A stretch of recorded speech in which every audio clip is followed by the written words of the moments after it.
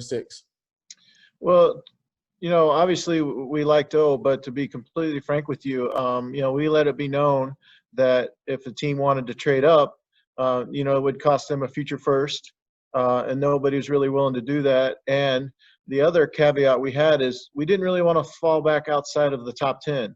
We were comfortable sliding back, 2 or 3 spots, but we didn't want to go back to the mid-teens. And, there are some offers to go back that far, but we really felt like the group of guys that we liked, it was best for us to stay inside the top 10 and get that pick. And at the end of the day, no teams wanted to do that. Thank you. All right. Next question from Chris Kirschner.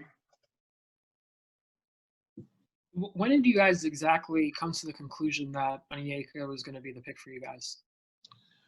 Oh, I think that we've been comfortable with him from the start, but I think really narrowed it down probably the last, 36 hours or so. Certainly the last 24 hours, we felt really good about him. All right. Now we'll go to Sarah Spencer. Travis, how much do you think Onyeka can help you guys defensively? That's a big area you need to improve on. How much can he help you do that? Yeah, that's certainly his strength going to come into the NBA, right? He's going to be a plus rebounder defensively. He's going to be a rim protector. And the other thing that he does, he moves his feet very, very well in pick and roll coverages. And as you guys know, it's extremely important for big guys to be able to guard in pick and rolls. And those are his strengths coming in. He's got great instincts. He's got good hands. So we're really excited about his potential there. And we think he's just scratching the surface of what he can be offensively. Offensively, I said he's got great hands. Like he's going to catch everything offensively, those late passes, slip passes, lob passes. So, we think he's a good fit for the way we play. Next question from Raphael Haynes. Travis, you've told me many times that you always look to pick the best player that's up. So when you look at Onyeka and you say he's the best player, I know you just described as far as great hands and defensive abilities, but was it anything else that stood out with him? Well, no, certainly the defensive ability stood out. I mean, that was a big part of it. As we've talked about in the past, improving defensively is important for our group.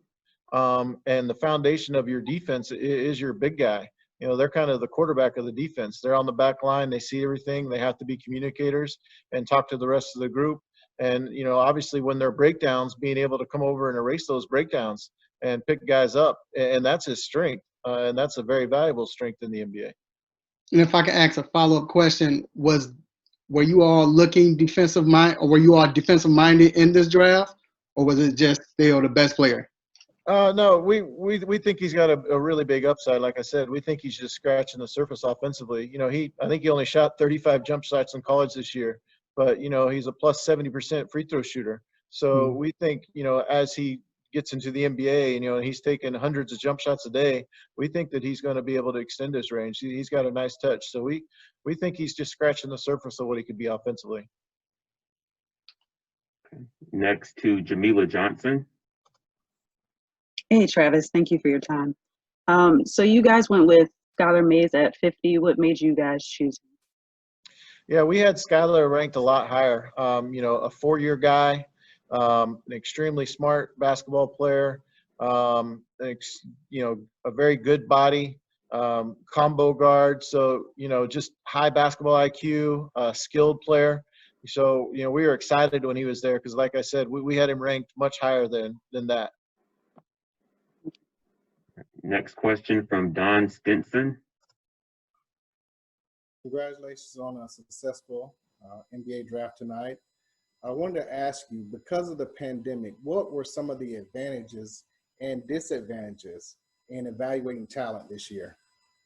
Well, I've talked in the past. I think one of the advantages was we were able to interview a lot more players than we ever would have in the past. Going into this, just having the 6th pick and the 50th pick, there's a bunch of guys that would have never interviewed with us.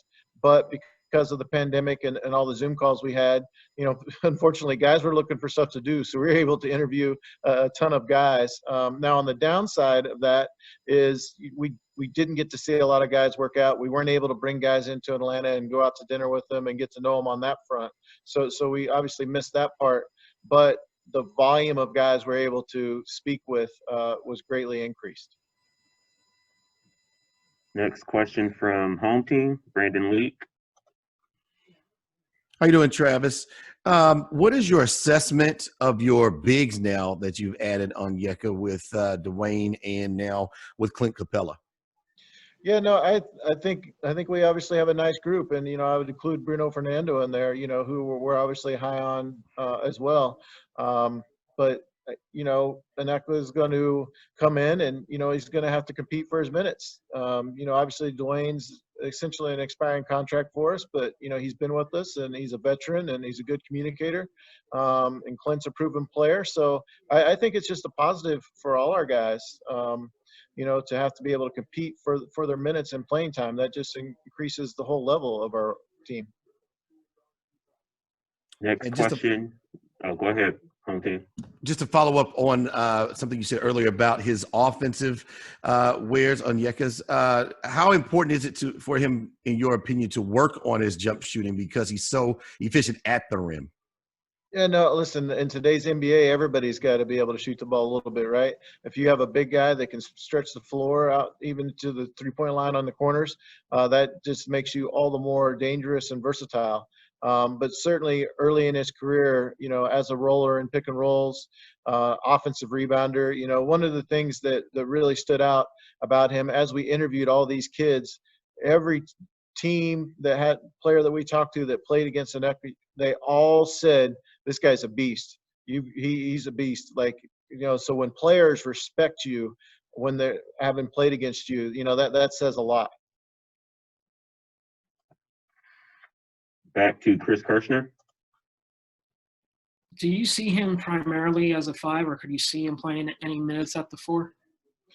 I think primarily, especially early at a 5, but because of his ability to move side to side defensively, certainly against certain teams, if they're going to play, 2 big guys, he has the ability to play at the 4 as well. All right, and our final question will come from Sarah Spencer. Travis, what had you heard about Onyeka's foot injury, and what can you share about his prognosis? Yeah, so we're able to get a physical on him, and our doctors looked at the MRI. I can't remember the name of the bone, but there's a bone underneath the big toe that's got a small stress fracture in it. We're going to get him in here, get another MRI on it, make sure it's healing well. But the doctors, they weren't concerned about it being a long-term injury at all. So hopefully, it's healed from when the MRI was taken, probably about 4 weeks ago. But it's really hard to say until we get him here and we get our doctors to see him. But there was no concern of a long-term injury with him. Good.